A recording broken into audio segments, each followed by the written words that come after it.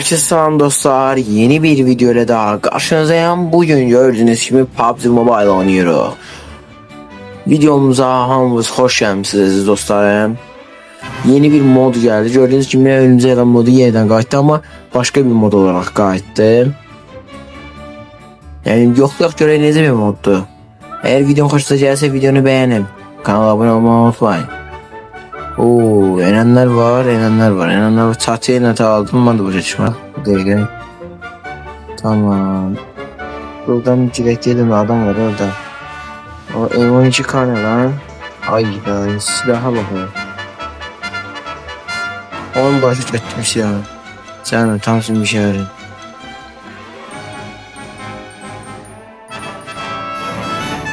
Nereye kaçsın sen?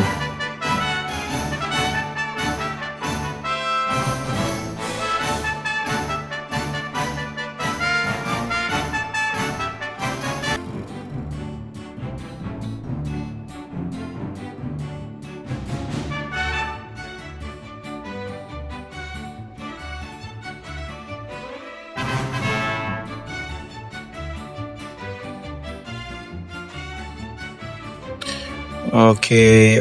Tamam, orada da adam var, onu da gördüm. Onu da gördüm, tamam, okey.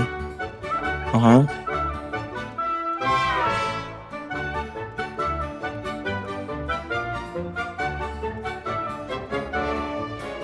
Çiğ.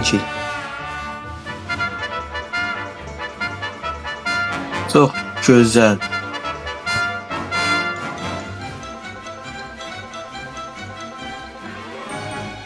Aha, okey Mera.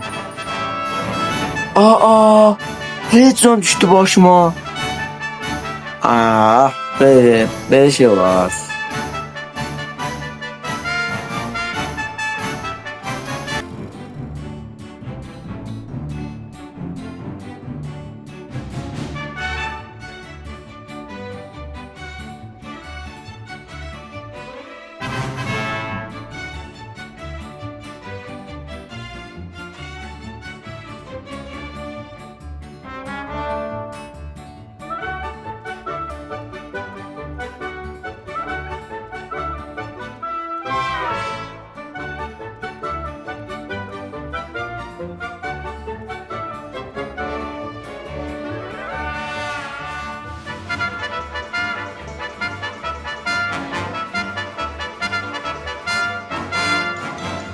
Taşma da ne olur.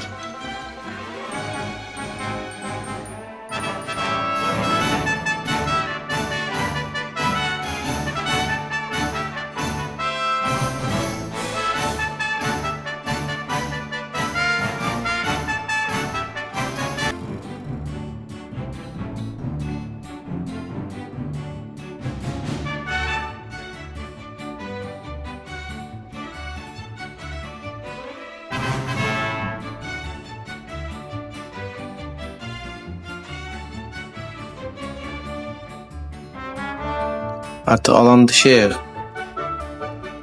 da kalmanın bir mənası yoxdur.